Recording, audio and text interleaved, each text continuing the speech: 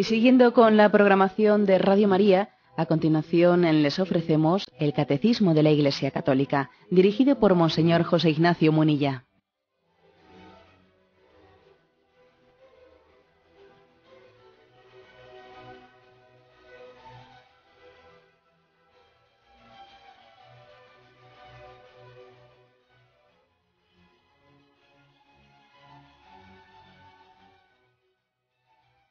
Un cordial saludo a todos los oyentes de Radio María. Un día más, con la gracia del Señor, proseguimos el comentario del Catecismo de nuestra Madre, la Iglesia. Dentro de la explicación de lo que son las características de la fe, estábamos en un apartado que tiene como título La fe y la inteligencia. Bien, ¿cómo podemos comprender esos dos aspectos de fe y razón, cómo se conjugan entre ellos? Habíamos quedado en el punto 157, que dice así: la fe es cierta, más cierta que todo conocimiento humano, porque se funda en la palabra misma de Dios, que no puede mentir. Ciertamente las verdades reveladas pueden parecer oscuras a la razón y a la experiencia humanas, pero la certeza que da la luz divina es mayor que la que da la luz de la razón natural. Esto último es una cita de Santo Tomás de Aquino, y luego hay otra cita del Beato Newman que después leeremos. Primera afirmación: la fe es una certeza, la fe es cierta, más cierta que todo el conocimiento humano. Bien, habría quizás que hacer una introducción en la que se definiésemos el término de qué se entiende por certeza, qué se entiende por certeza, qué se entiende por evidencia, qué se entiende por conocimiento experimental. O sea, hay distintos tipos de conocimiento. Aquí dice una frase que es atrevida, es: la fe es cierta, más cierta que todo conocimiento humano. Y claro, podría haber uno que dijese, bueno, eso no es un poco atrevido, porque, vamos a ver, la fe es una adhesión a lo que no has visto. Y otros conocimientos humanos, sin embargo, conocen lo que han visto, lo que pueden comprobar, lo que pueden experimentar. Vamos a ver, pues por ejemplo, hay un tipo de conocimiento humano que es científicamente verificable. Bien sea pues porque por el conocimiento empírico, pues se puede en un laboratorio, etcétera, hacer ese tipo de conocimiento. Hombre, este tipo de conocimiento a nosotros nos parece que es mucho más fuerte, mucho más cierto, mucho más evidente que la fe. Que la fe, al fin y al cabo, me estoy adheriendo a algo que no puedo comprobar científicamente. Bueno, vamos a ver, es que aquí el catecismo hila fino cuando utiliza unos términos u otros. Claro que hay un tipo de conocimientos que son, o sea, que tienen un tipo de evidencias experimentables, o sea, que son comprobables científicamente, que la fe no tiene. Pero es que aquí ha dicho otra cosa, habla de certeza. La fe es cierta, y aquí, por la palabra certeza, entendemos no ya únicamente un conocimiento objetivamente comprobable, sino por certeza entendemos un convencimiento interno nuestro personal, es decir, una certeza interior personal. Podríamos llamarla subjetiva, lo que ocurre es que la palabra subjetiva sugiere otra cosa, por eso prefiero casi llamarlo personal. Es decir, estoy más cierto de lo que Dios ha revelado, estoy más cierto de ello que de otros conocimientos humanos que tendrán la posibilidad de ser comprobados experimentalmente, a diferencia de los conocimientos de la fe, por ejemplo. Es decir, el hecho de que Dios sea trino, sea Padre, Hijo y Espíritu Santo. Tengo certeza de fe de ello. y sin embargo no puedo comprobarlo científicamente, a diferencia pues de otras cosas que sí puedo comprobarlas. Pero aunque yo pueda comprobar científicamente pues la condición del átomo, mira, yo tengo mucha más certeza personal de la Trinidad que de la composición del átomo. Porque aquí ya sé que tengo una evidencia científica del átomo que no puedo tener de la Trinidad, ya lo sé, pero es que la palabra certeza es distinta de lo que es comprobable científicamente. La palabra certeza es la adhesión mía, de mi vida, de mi convicción. De otras cosas porque en la Trinidad, en su vida, me va la vida y la composición del átomo, pues quiere decir que, aunque sea en un momento determinado un poco distinta, pues a mí no me va a cambiar la existencia, mi vida eterna. Pero que la eternidad sea quien sea y yo sea fruto de su amor, pues en ella me va la vida, entre otras cosas, por eso, ¿no? O sea que la fe tiene una certeza que es superior a la del conocimiento humano. Hay, por lo tanto, distintos caminos, ¿no? Distintos caminos de conocimiento. Y esto creo que es... Por ejemplo, no es lo mismo el conocimiento experimental que el conocimiento experiencial. No es lo mismo. Porque por conocimiento experimental entendemos lo que es empíricamente comprobable. Por una fórmula matemática o por un análisis de un laboratorio. Ese es el conocimiento experimental. Pero el conocimiento experiencial es otra cosa. El conocimiento experiencial ya entra en ese saber del corazón. Bueno, por ejemplo, el conocimiento filosófico, que también es científico, que nosotros muchas veces confundimos ciencia con la ciencia experimental. No, también hay otro tipo de ciencias. La teología es una ciencia, la filosofía es una ciencia, aunque no sea experimental. Existen certezas filosóficas, existen certezas teológicas, existen certezas de fe. Y esto es bueno decirlo porque uno de los errores que está muy difundido entre nosotros es haber reducido la palabra ciencia meramente a la ciencia experimental, a la ciencia empírica. No, hay otro tipo de ciencias. Por ejemplo, la historia también es una ciencia, o la filosofía, la teología, etc. ¿Por qué la fe tiene tanta certeza? Pues porque se apoya en la revelación de Dios. Claro, me fío más de Dios que del conocimiento de los filósofos. Me fío más de la revelación de Dios porque, por ejemplo, uno ve la historia de la filosofía, del pensamiento humano, y ve que hay muchos vaivenes, ¿no? Que hay muchos vaivenes. Sin embargo, la revelación de Dios, pues permanece para siempre. Los dogmas que son expresión de nuestra fe confesada por la Iglesia, esos dogmas son válidos para el siglo XII, para el siglo IV, para el siglo XX y el siglo 35, que no os quepa la menor duda que el siglo 35, pues si el mundo todavía no ha acabado, pues bueno, pues se seguirá confesando el dogma de la Inmaculada Concepción. Pues igual.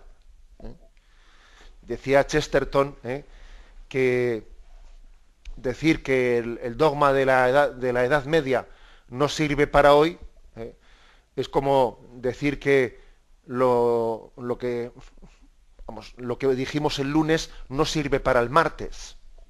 No, los dogmas, o sea, mira, así de claro. O sea, qué ridiculez es que lo que tú dijiste el lunes no sirve el martes y que lo que has dicho el martes no sirve el miércoles. Pues la misma ridiculez sería decir que el dogma de la Edad Media no sirve en la época moderna, porque lo que está apoyado en el conocimiento, en la revelación de Dios, pues es que trasciende los tiempos, trasciende los lugares, trasciende todos los vaivenes, ¿no? propios en los que se basa el conocimiento humano.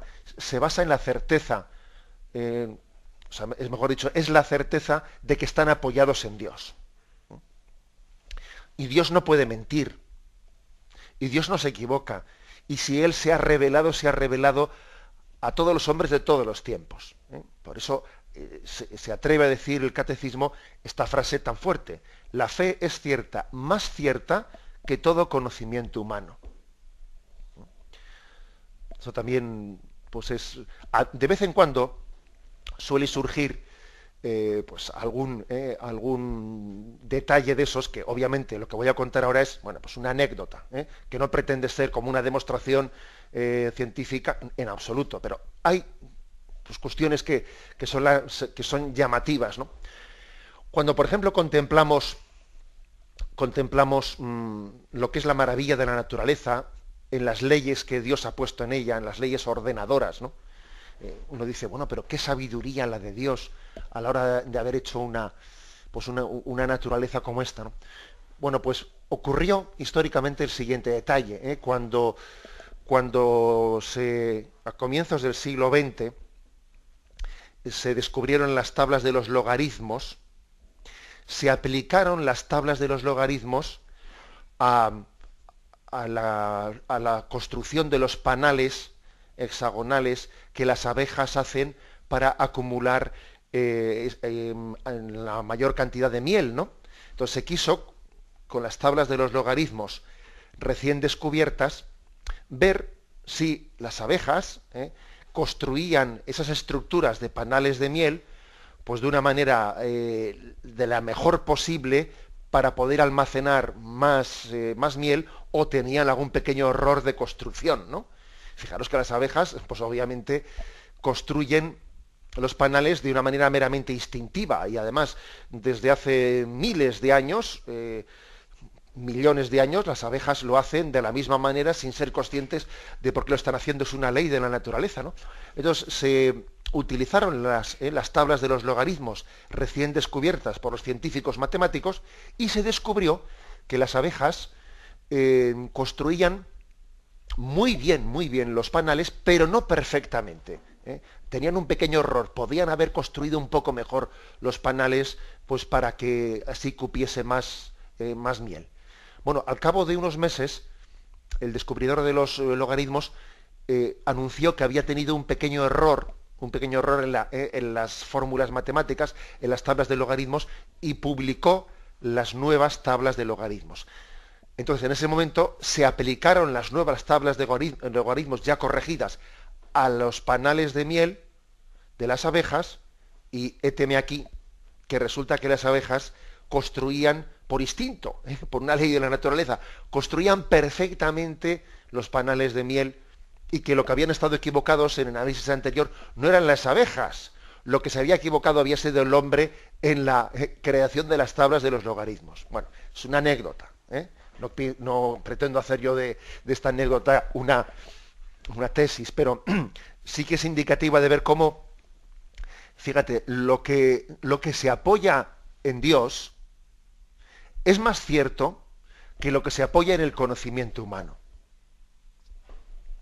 Es decir, me fío yo más de Dios, me fío yo más de lo que Dios me ha mostrado, que de los logros del hombre, porque mira, lo que hoy es logro del hombre, igual pasado mañana todo ha cambiado, ¿sabes tú? Bien, Santo Tomás de Aquino dice: la certeza que da la luz divina es mayor que la que da la luz de la razón natural. Sé de quién me he fiado. Y también, fijaros bien, que yo me atrevería a decir que la sabiduría popular esto lo tiene claro. Es decir, mira, el hombre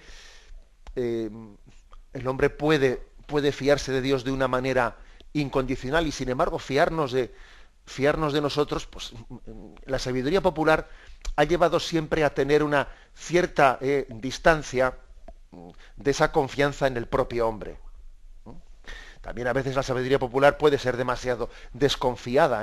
Recuerdo, por ejemplo, un refrán que dice: del que yo me fío, me guarde Dios, que de los que no me fío, me cuido yo. Ese refrán, que no es que sea muy cristiano, porque más bien puede pecar de desconfiado, pero es como diciendo, mira, del que yo me fío, que me guarde Dios de él.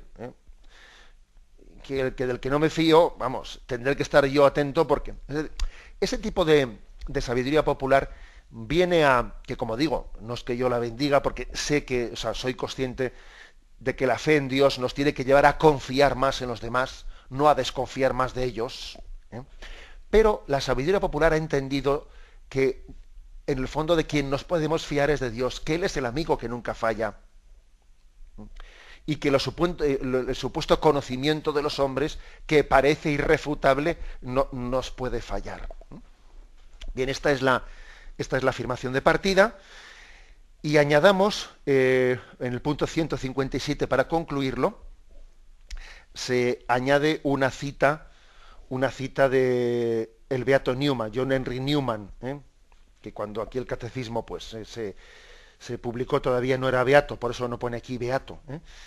En la apología Pro Vita Sua, él tiene esta frase: 10.000 dificultades no hacen una sola duda. Mira, yo puedo tener muchas dificultades para creer, puedo tener muchas luchas interiores, ¿eh? Puedo tener muchas tentaciones contra la fe, etcétera, pero 10.000 dificultades no hacen una sola duda. Aquí por duda se entiende, pues no que me pase, ¿no? Que se me pase por la mente alguna duda, sino que yo voluntariamente formule o me adhiera a una duda. La fe es cierta y supera las dudas.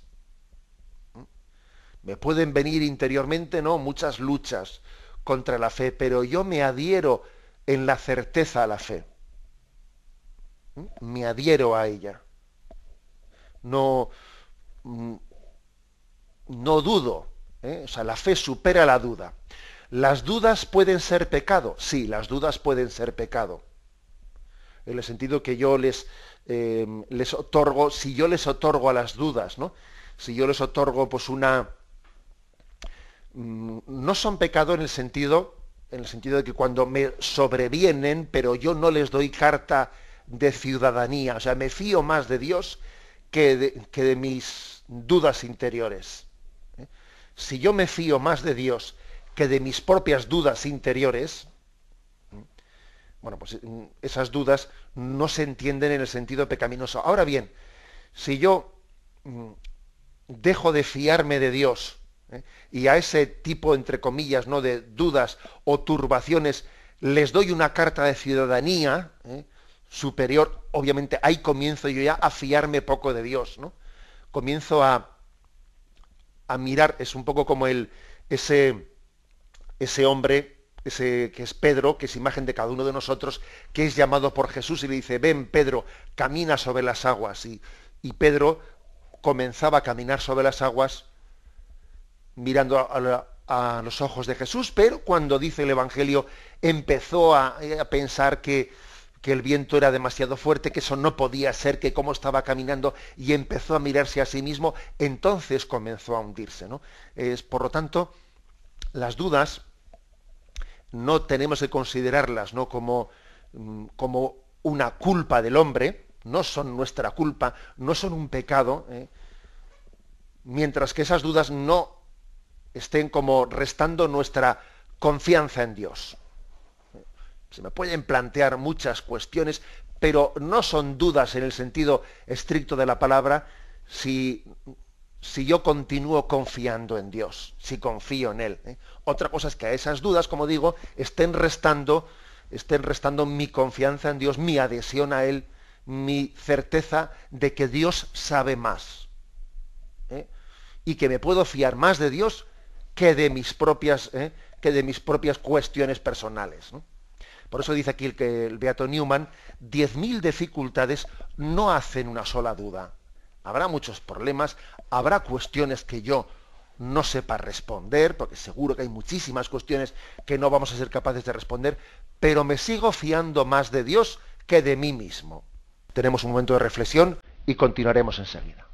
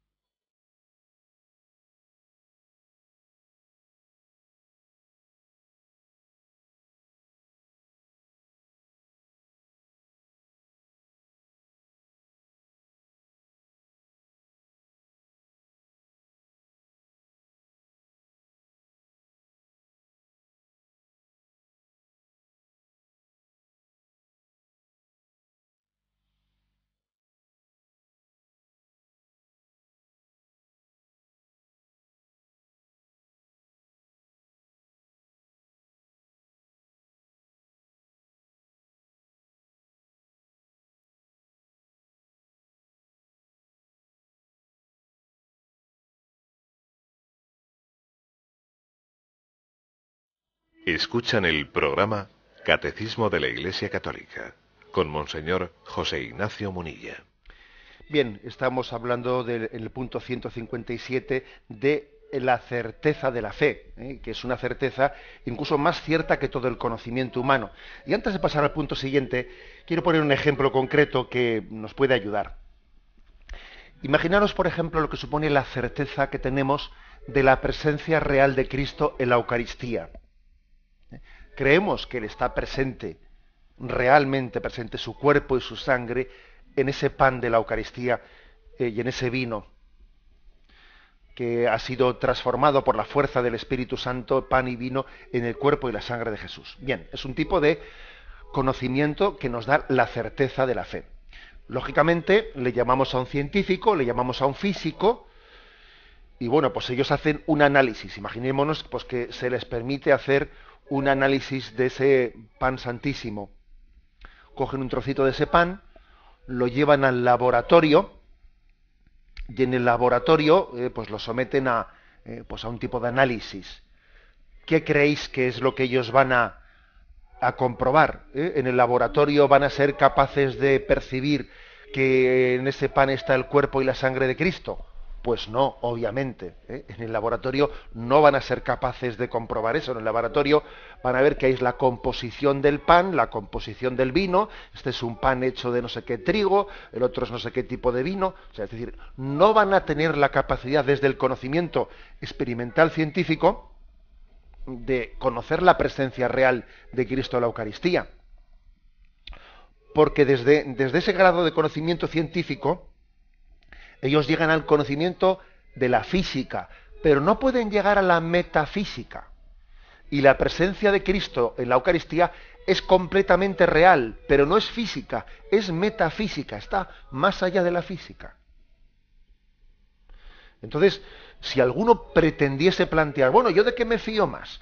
¿De lo que ha dado ese análisis en el laboratorio, de que ahí hay pan y vino, o me fío más de lo que dice la fe, de que Cristo está ahí presente?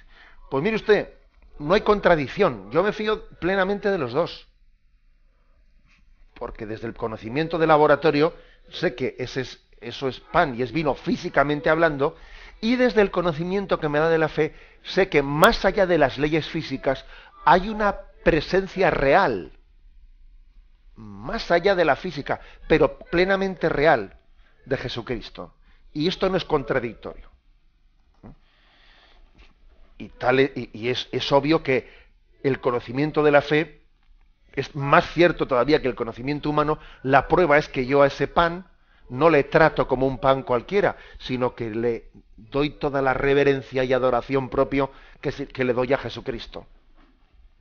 Imaginaos una persona que viene de otro mundo, que no conoce para nada la fe cristiana, y diría, pero bueno, esto es como se ponen de rodillas delante de un trozo de pan, pero han perdido la cabeza. No, mire usted, yo tengo un grado de conocimiento, por la gracia de Dios, que espero que un día Dios le dé también a usted, que yo entiendo que Cristo está aquí presente, realmente presente.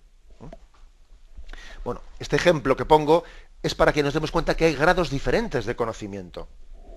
Y no son contradictorios, porque si un científico, saliéndose del tiesto, pretendiese decir, eso que piensan los católicos es absurdo, porque yo he analizado un trocito del pan de la Eucaristía y he visto que ahí no está Jesucristo. No, perdona, tú no has visto que ahí no está Jesucristo. Tú lo que has visto es que desde el punto de vista físico, ahí lo que hay es pan, pero tú no eres capaz, con tu método experimental, de captar más allá de las leyes físicas. Y Cristo está más allá, está en otra dimensión. Está en otra dimensión que tú no eres capaz de comprobar. Bueno, en este sentido, vuelvo a repetir, está esta frase que dice el catecismo: la fe es más cierta que el conocimiento humano. Va más allá, es capaz de ver donde el conocimiento humano no ve. Este ejemplo concreto de la Eucaristía. Pasamos al siguiente punto, el 158. La fe trata de comprender, dice San Anselmo, es inherente a la fe que el creyente desee conocer mejor aquel en quien ha puesto su fe, y comprende mejor lo que le ha sido revelado. Un conocimiento más penetrante suscitará a su vez una fe mayor, cada vez más encendida de amor. La gracia de la fe abre los ojos del corazón para una inteligencia viva de los contenidos de la revelación, es decir, del conjunto del designio de Dios y de los misterios de la fe, de su conexión entre sí y con Cristo, centro del misterio revelado. Luego terminamos de leer este punto. La fe trata de comprender. Esta fue una definición que dio San Anselmo sobre cómo explicaba la teología. Decía, la teología es la fe que trata de comprender. O sea, la fe no se limita a decir creo. Además nosotros, el hombre, no por mera curiosidad, porque uno dice, bueno, si crees, si tienes fe en Dios, ¿para qué tienes que hacerte preguntas? No seas curioso. Tú crees y punto, ¿no? La fe del carbonero. No, eso no es verdad. Eso no es cierto. O sea, no es incompatible la fe con hacerse preguntas. Y no es verdad que la fe más pura sea la que no se hace ninguna pregunta. Uno puede decir, no, la fe perfecta es la fe del carbonero. La que, bueno, se adhiere al catecismo, aunque no entienda y no sea capaz de explicarse nada. Porque le preguntan a alguien, ¿y esto por qué? Mira, yo no sé nada. Yo solo sé que el catecismo pone eso. Esa es la fe más pura. No es verdad. No es verdad. Porque tenemos detrás de esa concepción hay un concepto equívoco, falso, que es como si la fe fuese contrapuesta a la razón. Entonces, a más fe, menos razón. Y a más razón, menos fe. No, no es verdad. No es verdad. La enemiga de la fe no es la razón. La enemiga de la fe es el materialismo. La enemiga de la fe es la superstición. Fijaros, la superstición sí es enemiga de la fe, pero no la razón. Y prueba de ello es que las personas que están mejor formadas culturalmente, no por eso van a tener menos fe, no, todo lo contrario. Hay un refrán que dice, un poco de sabiduría humana aleja de la fe, pero más sabiduría te acerca a la fe. Y podríamos hablar aquí de toda la cantidad de científicos que ha habido, pues que han sido plenamente creyentes, ¿no? Plenamente creyentes, empezando por Einstein, etcétera. Un poco de ciencia, un poco de sabiduría humana suele alejar de la fe. El que se cree que sabe un poco, el que se le sube la cabeza, el conocimiento, se aleja de Dios, ¿no? Como a veces le pasa a un joven que va a la universidad y la universidad hace allí, ¿no? El primer curso, segundo curso, pues nada, le enseñan 4 cosas y se aleja de la fe.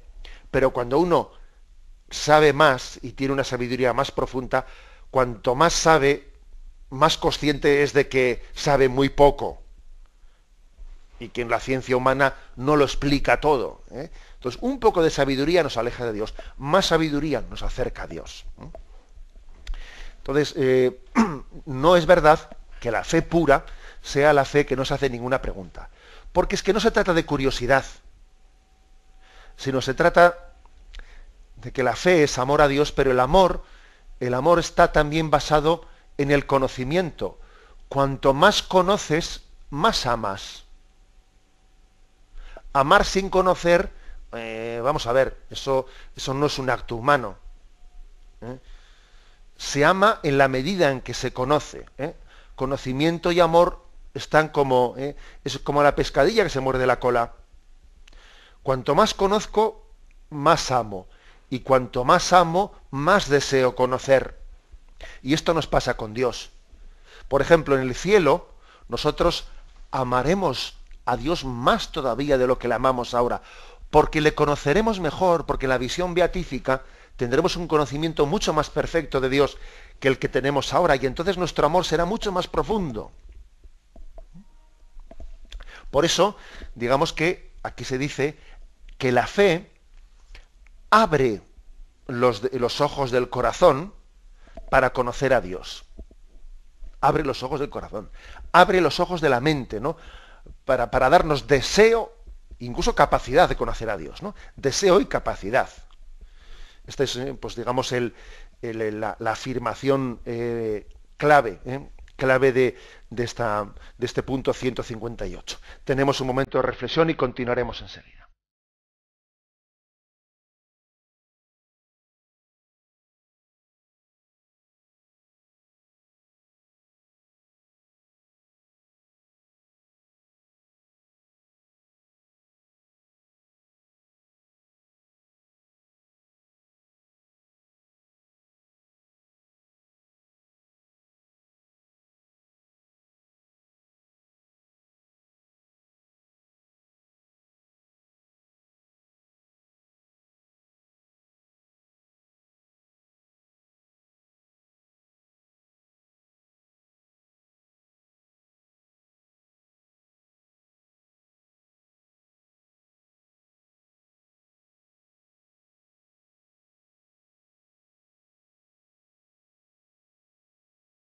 Continuamos en esta edición del Catecismo, concluyendo el punto 158, la fe que trata de comprender.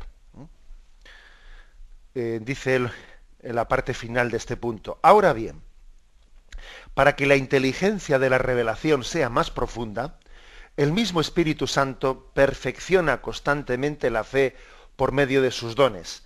Así, según el adagio de San Agustín, creo para comprender y comprendo para creer mejor. Comenzando por esta última frase de San Agustín, tan redonda como todas las suyas: creo para comprender y comprendo para creer mejor, ¿no? Esta es la relación, digamos, entre filosofía y teología, razón y fe. Creo para comprender. Tengo fe y, lógicamente, desde la fe no me quedo parado, sino que me hago preguntas para entender mejor. Creo para comprender, pero también comprendo para creer. Es decir, las preguntas que yo me hago son para abrirme más a la fe. Esta, como veis, es una visión hermanada, perfectamente hermanada de fe y razón. Juan Pablo II utilizó la imagen de las dos alas de un ave. Un pájaro que tiene dos alas y vuela con las dos. Y además las tiene perfectamente sincronizadas. Si veis, ¿no?, qué maravilla es, pues cómo las dos alas se baten al unísono, etcétera, ¿no? Bueno, pues esa es la fe y la razón, que han sido creadas por Dios en una conjunción, no en un enfrentamiento. A veces nosotros sentimos como que hay una lucha entre la fe y la razón. Mire usted, una lucha entre la fe y la razón es como un pájaro que tiene dos alas que cada una va por un lado. El pájaro se ha vuelto loco, tiene que tener un problema ahí de psicomotricidad o a ver qué es eso. Aunque a veces lo percibamos así, no es así. La fe y la razón están conjuntadas y están al servicio del mismo vuelo. O sea, fe y razón comparadas con las dos alas del ave o con los dos pulmones. El hombre tiene dos pulmones y respira con los dos pulmones, con el pulmón de la fe y con el pulmón de la razón. Fijaros otro detalle, fijaros el detalle de cómo nuestra cultura actual, en la medida en que se ha secularizado y ha perdido la fe, no ha sido para apoyarse más en la razón, no. La crisis de fe ha conllevado una crisis de la razón. Más bien lo que sea, a falta de fe, a falta de razón, lo que en la sociedad secularizada se ha impuesto es la forma instintiva de vivir, pues la forma meramente afectiva, son los instintos, son meramente una emotividad la que se impone al hombre. Pero cuando se recupera la fe, se recupera la razón. O al revés, cuando se recupera la razón, la auténtica razón, esta nos abre a la fe.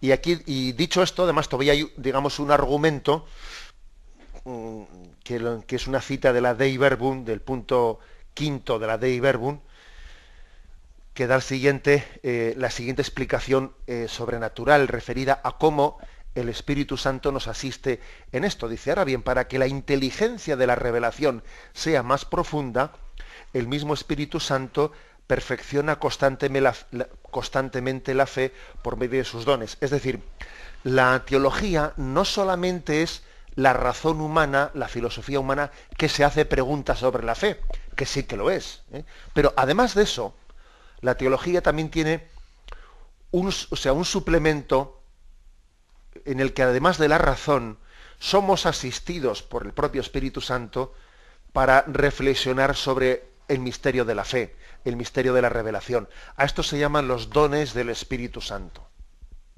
Los dones del Espíritu Santo iluminan la razón para que cuando hablamos de Dios, esa razón pues, sea más cierta, no se equivoque, tenga un conocimiento de Dios más experiencial, más sabroso, etcétera.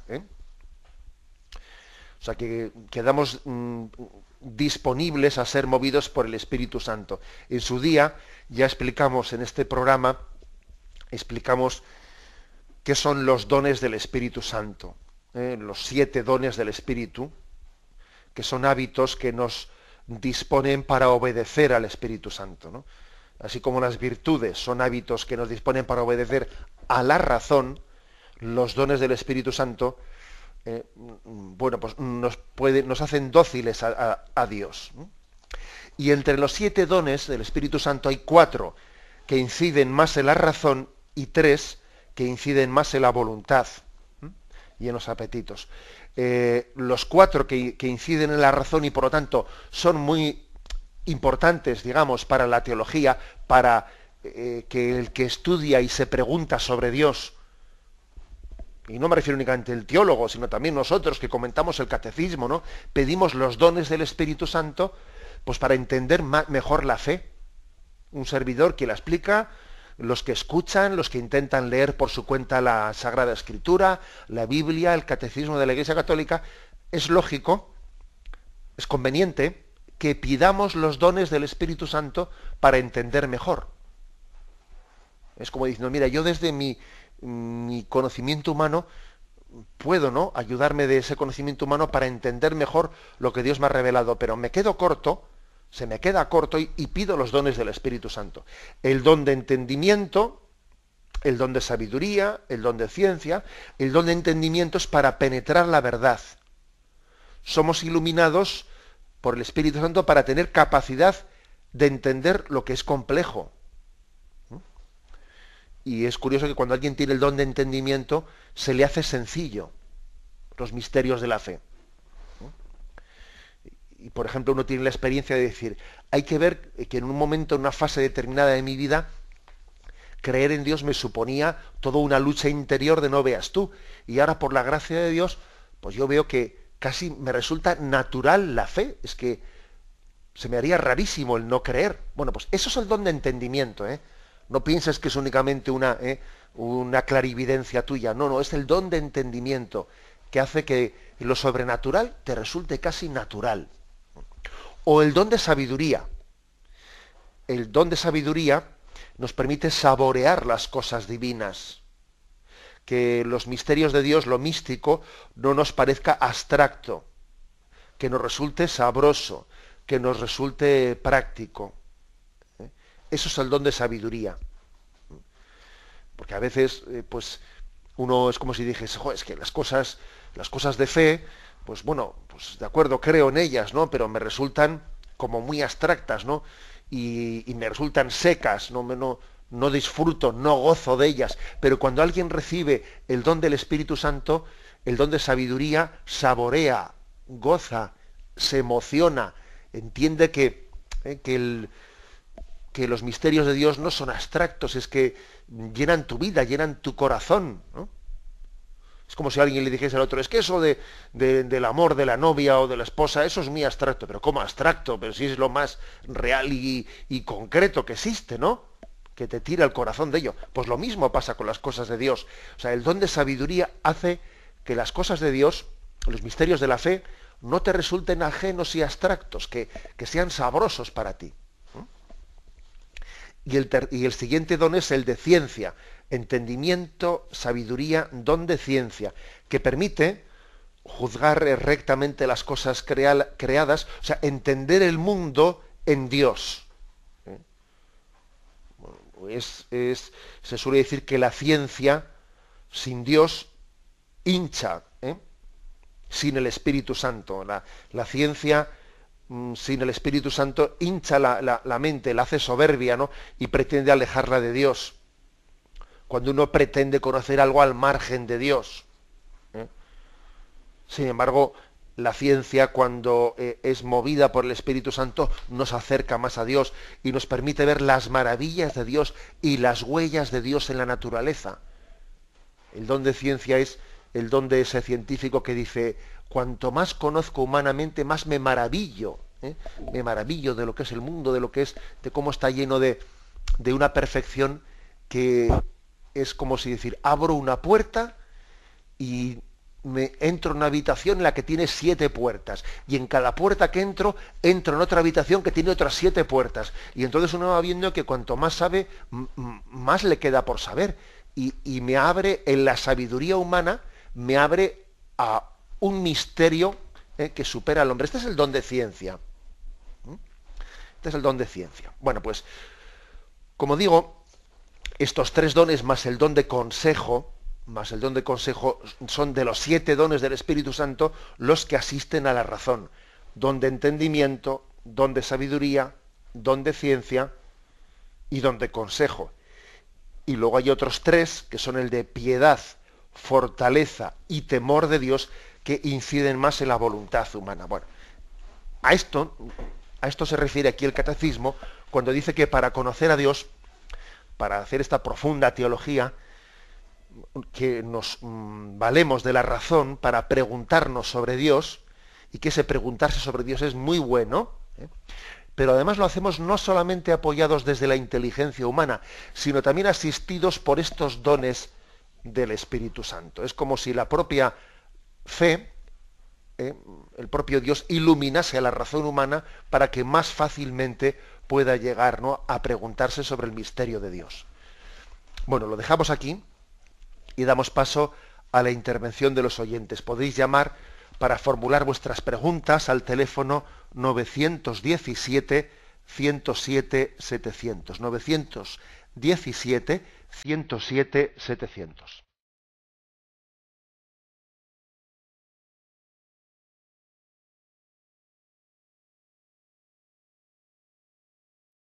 Radio María le ofrece la oportunidad de recibir en su casa sus programas favoritos.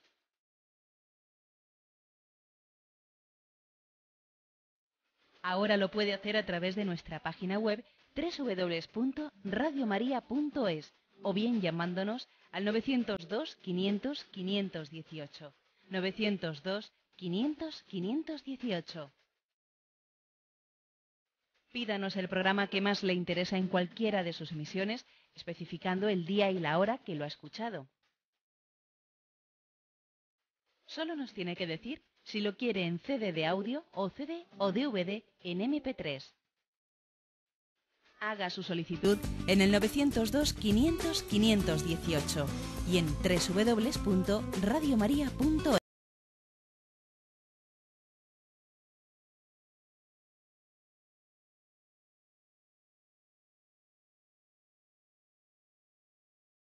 Sí, buenos días, ¿con quién hablamos? Hola, buenos días, soy Rosa María de Valladolid. Adelante, Rosa María. Bueno, buenos días, Monseñor Munilla. Mire, yo creo que actúo más por voluntad que por sentimientos. No sé si será bueno o será malo. Como que por sentimientos actuaría con menos amor, con menos caridad, pero yo creo que actúo más por la voluntad. Quiero que me explique dónde está lo malo, dónde está lo bueno. Y luego también que me hable un poquitín de esos dones que ha dicho del Espíritu Santo, de la voluntad. No sé si me ha entendido. Sí, de acuerdo. Me da un segundo para ir a oírlo a la cocina. Muchísimas gracias. Muy bien, estupendo. Bueno, pues la pregunta que hace el oyente es interesante, porque dice, bueno, yo me parece que en mi vida actúo más por la voluntad que por los sentimientos. No está mal, obviamente también la voluntad tiene sentimientos, pero a mí me parece que detrás de esa expresión, es como si dijésemos, vamos a ver, a veces la emotividad suele jugar malas pasadas, y hay personas que confunden sus emociones con su voluntad. Pues no, la voluntad suele ser bastante más estable debe de ser mucho más estable que las emociones. Las emociones pueden tener muchos altibajos, ¿no? Uno se entusiasma y luego se decepciona y pues, por ejemplo, siente filias o siente fobias. Emocionalmente le cae muy bien una persona y la otra me cae mal, ¿no? Entonces, que alguien se deje llevar por su emotividad es muy peligroso. Y también es muy peligroso que alguien confunda la emoción con la voluntad, ¿no? Por ejemplo, confunda sus ganas con mi voluntad. Es que no me apetece, no quiero. Mira, no es lo mismo, no quiero que no me apetece. No es lo mismo. No es lo mismo. Yo puedo querer cosas que no me apetecen. Y puedo también querer que mis emociones se estabilicen, ¿no? Yo me doy cuenta que tengo muchos altibajos emocionales y afectivos. Y mi voluntad quiere, cuando estoy en el pico de alto, dice un poquito menos, un poquito menos. Y cuando estoy en el pico bajo, decir un poquito más, un poquito más. O sea, la voluntad quiere ser dueña de los sentimientos, de las emociones. Luego no está mal, sino todo lo contrario lo que usted ha dicho. Y con respecto al tema de los dones no ya los de inteligencia, sino los dones que hacen referencia a la voluntad, bueno, la verdad es que si me pongo a explicarlos, ¿sabes?, se nos iba a ir prácticamente el programa. Pero bueno, le remito a usted, que usted puede también buscar o pedir los programas que hicimos aquí explicando los 7 dones del Espíritu Santo, que dedicamos un programa a cada don del Espíritu Santo. Aunque sea muy brevemente, decir que el don de piedad nos da una unción al servicio de Dios, al servicio de la familia, vida, si es necesario, por no apartarnos de Él, ¿no? Que nuestro único miedo sea apartarnos de Dios y no tener miedo nada más que a ello. Bien, damos paso a la siguiente llamada. Buenos días. Buenos días, don Ignacio. Adelante, sí. Estoy llevando a mis nietos, al colegio, que tienen 12 y 10 años, y me dicen, abuelo, el don de sabiduría, ¿cómo lo podemos nosotros pedir al Espíritu Santo? Está muy buena esa, sobre todo si están de exámenes. Muy bien, pues mándeles un saludo a esos 2 nietos preciosos. Vamos a ver, pues dígales, bueno, que se lo digo yo si lo están escuchando directamente, que lo pidan, que los dones Dios está deseando de darlos, como el propio nombre indica. Es como si alguien los tuviese en su mano, te los ofrezco, a ver quién me los pide que quiero ofrecerlos, ¿no? Que se los pidan a Dios, que pidan el don de entendimiento, el don de sabiduría, el don de ciencia. Por ejemplo, cuando un chico está estudiando y le resulta un rollo, que me resulta un rollo, que esto ¿para qué sirve? ¿Para qué sirve, no? Y luego, sin embargo, Dios le da el don de disfrutar lo que estudia, de saborearlo, ese es el don de sabiduría. También recuerdo haber escuchado lo siguiente, ¿no? A un profesor mío decía, ¿qué es sabiduría? Sabiduría es lo que te queda en tu corazón, lo que te queda después de haber olvidado todo lo que aprendiste de memoria. Ya sé que sus nietos no tienen que olvidar lo que han aprendido de memoria, sino que ahora tienen que ponerlo en el examen, que además estamos a final de curso. Pero el día de que sean mayores, cuando obviamente no van a retener todo lo que están aprendiendo ahora en el colegio, sino que lo irán olvidando poco a poco, muchas cosas, ¿no?, que no utilizarán, pero sabiduría es aquello que queda en ti después de haber olvidado todo lo que aprendiste de memoria. Porque queda mucho, aunque hayas olvidado cosas, pero queda mucho, ¿no? Queda como un sabor, como un saber distinguir entre verdad y mentira, bien y mal, etcétera, ¿no? Esa es la sabiduría del corazón. Usted, por ejemplo, que ha olvidado muchas de las cosas que usted aprendió cuando era pequeño, como ellos en el colegio, pues lógicamente tiene más sabiduría que sus nietos. Y eso que ya usted que no le pregunten por la tabla de las diferenciales y no sé qué, no sé cuántos, pero obviamente su sabiduría en el sentido teológico de la palabra es superior. Luego usted dígales a ellos que pidan esos dones. Damos paso a un siguiente oyente. Buenos días. Hola, buenos días. Sí, adelante. Monseñor, bueno, enhorabuena por el programa y gracias por las catequesis que nos da en Radio María, de las que soy oyente. Bueno, en relación a los dones del Espíritu Santo, yo también necesito pues el don sobre todo de consejo y de sabiduría. Le pregunto, ¿cómo le explicaría yo a una persona agnóstica, mi marido en concreto, Adán y Eva y la existencia del paraíso, cuando él dice que no, que es mentira, que él cree en la evolución y que todo eso es un cuento. ¿Cómo me aconsejaría usted que yo lo explicara? Vamos a ver, yo le diría a él que tiene que, obviamente, nosotros entendemos que la Sagrada Escritura, cuando habla de Adán y Eva y el paraíso, etcétera, también lo hace en un género literario, en una forma de expresión, pero que nosotros entendemos que Adán y Eva, en esa concepción en la que se conjunta, o sea, que se puede ser creyente y creer en la evolución, no son dos cuestiones incompatibles. Adán y Eva serían, pues bueno, en ese supuesto de que el cuerpo del hombre provenga de los primates, provenga del mono, por evolución, Adán y Eva serían la primera pareja de primates que han llegado en el proceso evolutivo a un momento ya de suficiente capacidad craneal, etcétera, para que Dios les infunda un alma. Fijaros cómo dice la Sagrada Escritura que Dios formó el cuerpo de Adán del barro y le sopló un aliento de vida en la nariz. O sea, es decir, es curioso que en esa imagen, sin que se pretenda decir que se está fundamentando ahí la evolución, por supuesto, no, pero que a mí me llama la atención ver cómo se distingue claramente entre cuerpo y alma.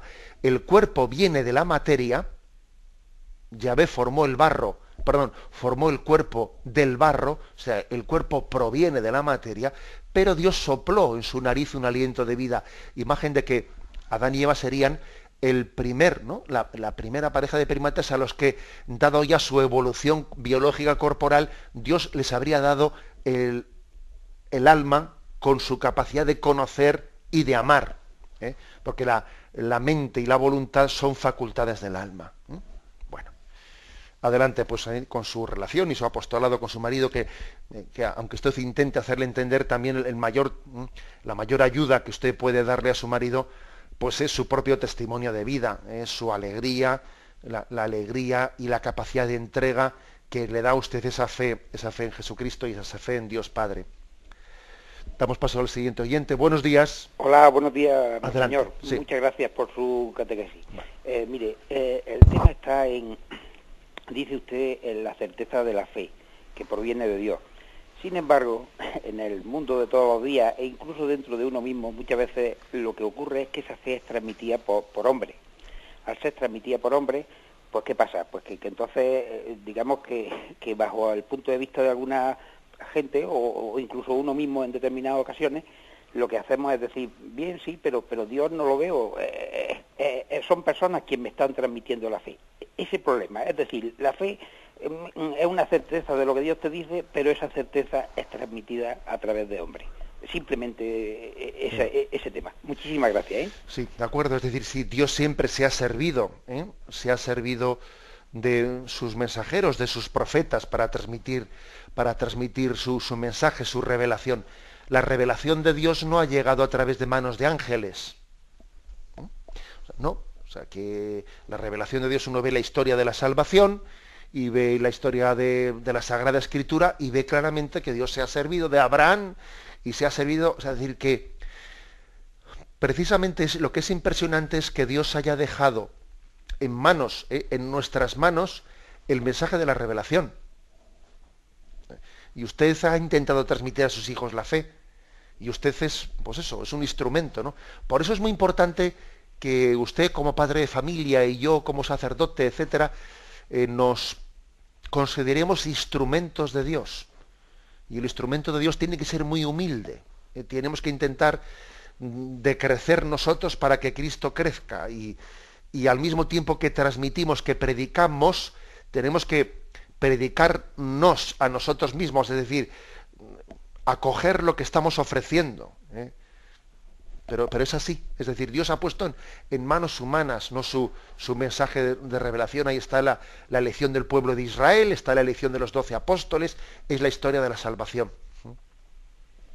Pero esto no, fijaros, si Dios ha querido hacerlo así, bueno, pues eso no va a ser un obstáculo para la certeza de la fe. Si aquí hubiese venido, pues en una aparición, pues un ángel hablar a toda la humanidad, entonces no tendríamos fe, sería otra cosa. lo que tendríamos, ¿no?, como en nuestra adhesión, en nuestra forma de conocimiento para adherirnos a la revelación de Dios.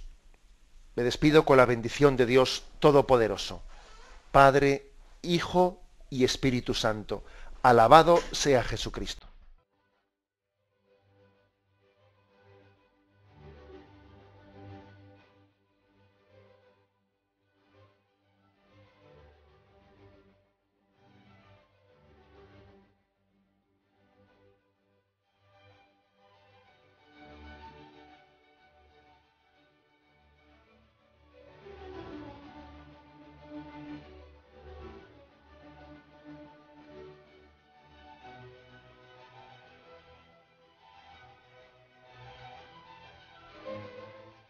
Han podido escuchar en Radio María el Catecismo de la Iglesia Católica, dirigido por Monseñor José Ignacio Munilla.